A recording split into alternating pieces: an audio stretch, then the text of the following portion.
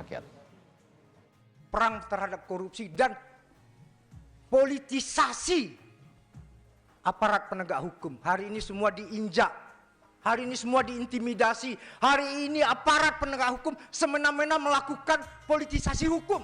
Resah nggak kita? Nggak ada, Pak. Semena-mena aja ini.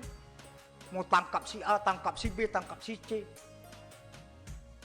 Kenapa yang menjadi presiden petugas partai, Pak, bukan pelayan rakyat? Kita membahas masalah ini dengan perwakilan dari Demokrat, ada Jansen Sitinaun dan Deddy Sitorus dari PDIP. Kita langsung ke Bang Jansen. Bang Jansen, pernyataan dari Willy Aditya tadi, hal yang dirasakan sama juga nggak dengan Demokrat? Willy dan Nasdem ini kan bagian dari kekuasaan hari ini, ya 10 tahun ini, ya kan. Jadi kalau kemudian ada intervensi kekuasaan dan lain-lain katanya, mungkin tanyakan teman-teman Nasdem begitu. Orang mereka bagian dari itu, mungkin mereka tahu kan. Itu makanya saya cermati konferensi pers Pak Surya Paloh kemarin, kan beliau mengatakan proses hukum seluruh pihak yang terlibat begitu. Saya tidak tahu apakah maksudnya ada pihak lain di luar Bang Joni ya yang terlibat dalam kasus ini, atau kasus-kasus lain begitu, seperti disampaikan oleh Pak Dr. Umam tadi, minyak goreng, semua segala macam itu. Tetapi apapun itu begitu, kasus hukum itu kan dibangun di atas bukti dan fakta begitu. Sudah saya katakan tadi, seluruh partai politik di Indonesia ini, tidak ada satupun yang dalam anggaran dasarnya itu, yang tidak anti korupsi. Semua pro pemberantasan korupsi. Jadi kalau soal korupsi ini kita dorong. Nah, siapapun yang perilakunya koruptif begitu, ya, merugikan keuangan negara, ya, baik itu di dalam pemerintahan atau di luar pemerintahan, segera lakukan penyelidikan, naikkan kalau memang cukup bukti ke penyidikan begitu. Oke, ya. Bang Jansen.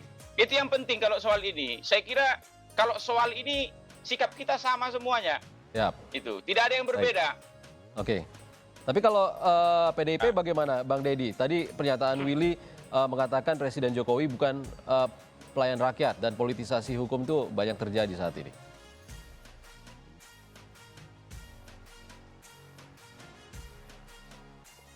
Suaranya tidak ada. Bang Deddy? Ini kan Willy tadi mempertentangkan Pak Jokowi suka sekali nangkap sana nangkap sini karena petugas partai. Dia lupa yang namanya partai itu adalah rakyat yang terorganisir di dalam satu organisasi politik untuk mencapai tujuan. Petugas partai ya petugas rakyat. Itu satu dulu. Yang kedua, dia mempersoalkan soal bahwa ini pasti penggunaan kekuasaan yang berlebihan menangkap si A si B. Saya ingin bilang, ya, jujur sajalah Nasdem atau Willy, silakan. Apa kita mau buka-bukaan? Bagaimana jaksa dikumpulkan? Boleh Bang, buka.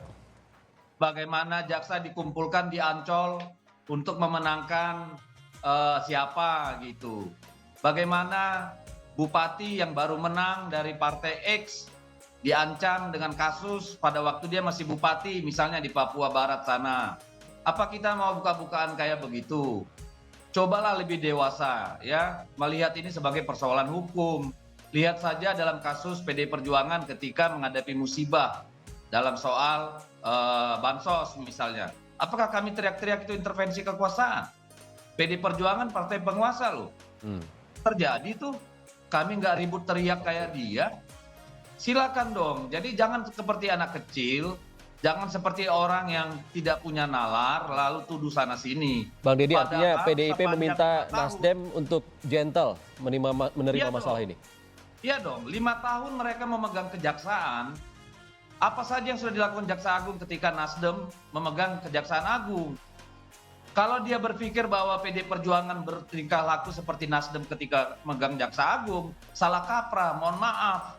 Silakan Anda buktikan. Kalau kami siap membuka fakta bagaimana Jaksa Agung di masa Nasdem. Oke.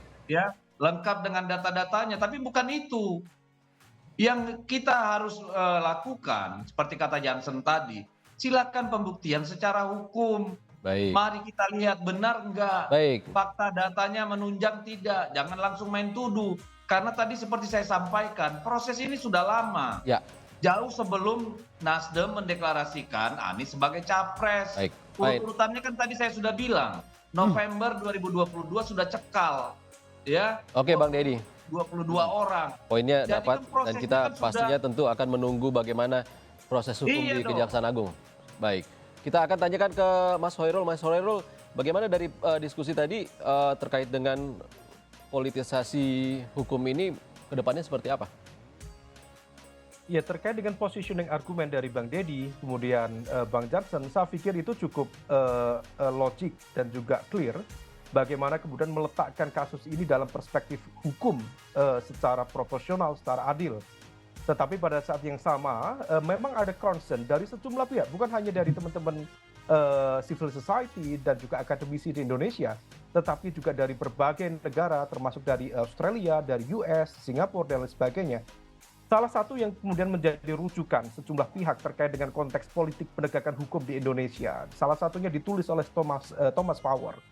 Dia menekankan ada kecenderungan executive aggrandizement atau penebalan peran eksekutif. Salah satunya adalah dengan politicization of rule of law di situ. Jadi mempolitisasi penegakan hukum. Dan itu salah satunya bisa juga kemudian masuk dalam catatan seperti yang disampaikan oleh Bang Deddy Sitorus tadi, bahwa ada satu momentum misalnya ketika Kejaksaan Agung dipegang oleh kekuatan A, B, C, atau KPK dikendalikan oleh kekuatan A, B, C, maka kemudian menjadi mesin politik yang cukup efektif untuk mentarget lawan politik yang lain, untuk melemahkan rival politik yang lain. Nah, oleh karena itu, ada kecenderungan itu, dan ini harus kita antisipasi bersama. Dan itu, karena bagaimanapun juga ini adalah tanda-tanda dari democratic regression di Indonesia. dan itu tidak kita harapkan bersama karena hukum seharusnya tidak pandang bulu. Terima kasih Mas Hoirul Umam, pengamat politik Universitas Paramadina, dan Bang Deddy Sitorus dan Bang Jansen sudah berbagi di Kompas Petang. Terima kasih Bapak-Bapak. Terima kasih semua.